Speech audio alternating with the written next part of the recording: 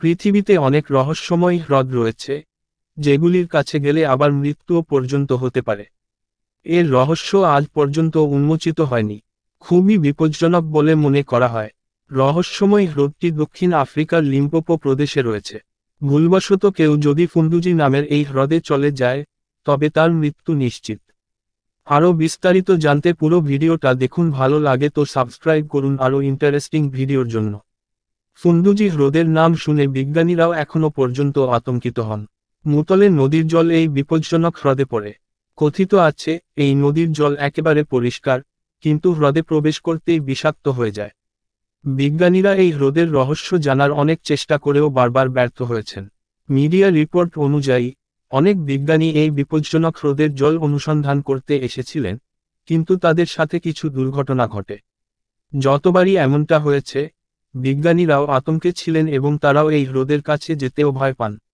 কথিত আছে যে 1946 সালে অ্যান্ডি লেভিন নামে এক গবেষক এই হ্রদের জল অনুসন্ধান করার সাহস করেছিলেন। এখানে তিনি একজন সঙ্গীকে নিয়ে গিয়ে জল পরীক্ষা করেন। জলের স্বাদ অদ্ভুত দেখে তিনি বোতলে নিয়ে গাছপালার পরীক্ষা করার জন্য নিয়ে যান। যখন তারা সেখান থেকে যেতে শুরু করেন, তারা বারবার ঘুরে সেই হ্রদের কাছেই পৌঁছে যান, কারণ সেখান থেকে যাওয়ার কোনো পথ খুঁজে পাননি।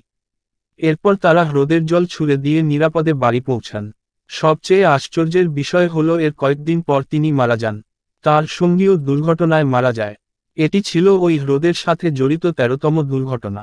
এই হ্রদকে ঘিরে অনেক কাহিনী আছে। কথিত আছে যে বহুকাল আগে একজন কুষ্ঠরোগীকে এখানকার বাসিন্দারা জায়গা দিতে অস্বীকার করেছিল। এরপর কুষ্ঠরোগী রাগান্বিত হয়ে সকলকে অভিশাপ দিয়ে হ্রদে চলে যান। এরপর তাকে আর দেখা যায়নি। স্থানীয়রা বলেন, কখনো কখনো হ্রদ থেকে অদ্ভুত ও বিকট শব্দ শুনতে পাওয়া যায়। আজও পর্যন্ত এই রহস্যময় হ্রদের মৃত্যুর কারণ উন্মোচিত হয় নাই। ভিডিওটা ইন্টারেস্টিং হলে অবশ্যই সোশ্যাল মিডিয়াতে শেয়ার করুন এবং অন্যজনকে দেখার সুযোগ করে দিন। ভালো থাকুন, সুস্থ থাকুন।